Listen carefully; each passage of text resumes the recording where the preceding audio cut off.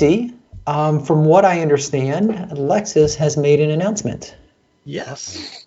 So, how would you like a 10-year, 1 million kilometer warranty on your battery on your new Lexus UX 300e? Well, I don't even drive kilometers, so that would last me That's like great. 12. Where can we buy it? In China. In China. Oh, that's going to be great. For now. Hopefully, for now. Hopefully, yeah. But it shows that they are confident in their current battery tech, and I was impressed to see that they call it air cooled, but when you hear air cooled, you think Volkswagen, you think like Volkswagen Bug, and you think the Nissan Leaf.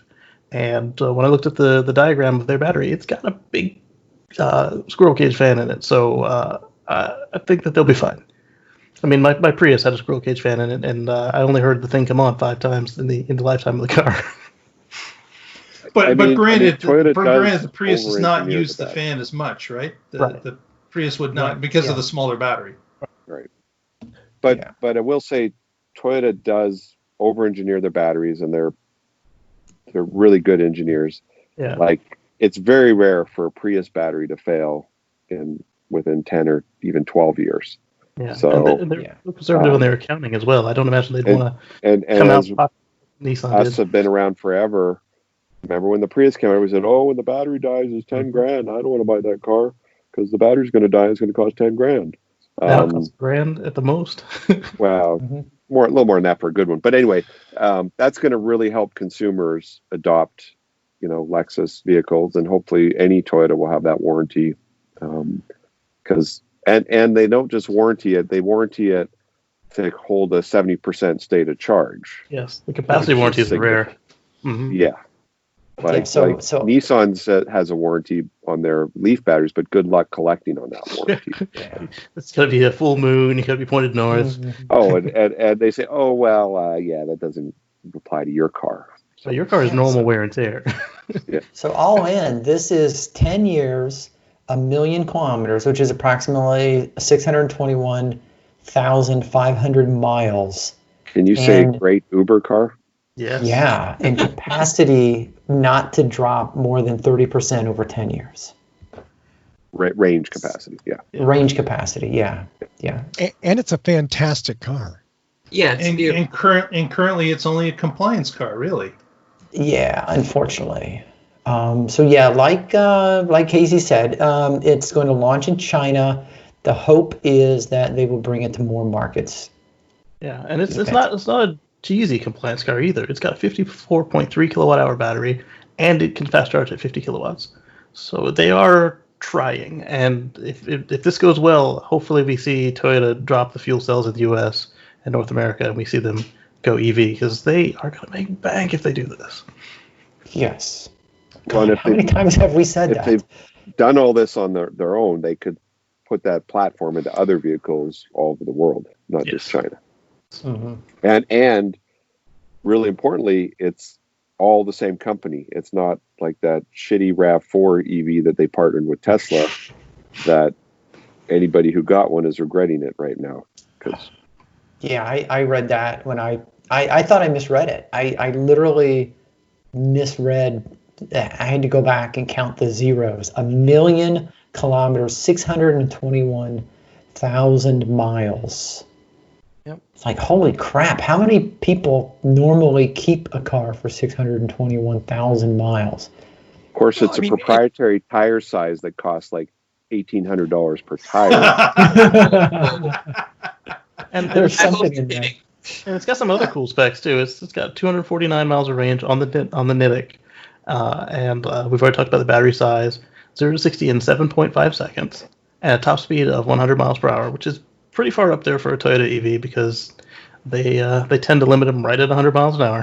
Mm-hmm. Yeah. It's front-wheel drive, and it's got 150 kilowatts power output and 300 newton meters of torque. So, they didn't, even though they kind of capped the fast charge capability at 50, it does have a 6.6 kilowatt onboard charger. So if you get home at night, plug in at any time of the night, and you wake up early, it's still ready to go.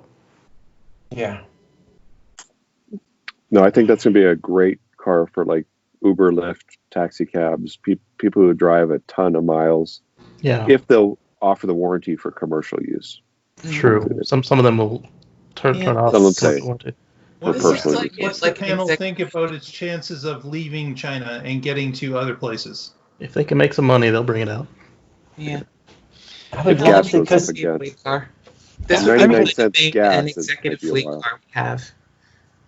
I would consider this a beta test. Yes. Really? Maybe. Yeah. Is it a beta test or is it just pure compliance play? Well, maybe a compliance beta. Because I mean, they're using a model that's the UX 300 is something we already have here in the U.S. Yeah.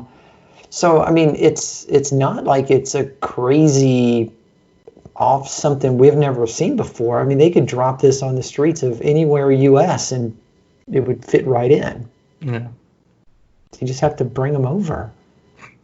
I just hate to think that Toyota and Lexus is going to do that thing where they get so close to deploying something that we think would be so successful and then pull away. They've done it to us before. Yes. Yeah. Well, time will tell, and certainly when they bring it to the U.S. Will help if we were all excited about the RAV4 Prime before the virus hit and gas dropped to nothing, but if sales of the RAV4 Prime are good, they might say, hey, now we can get a full EV out there to the American consumer. Yeah, it'd be best for them to take advantage of these full tax credits while they're available. And the easiest way to do that is with a real, full-fledged, honest-to-goodness EV, like we tried, rather than, we just met the minimums.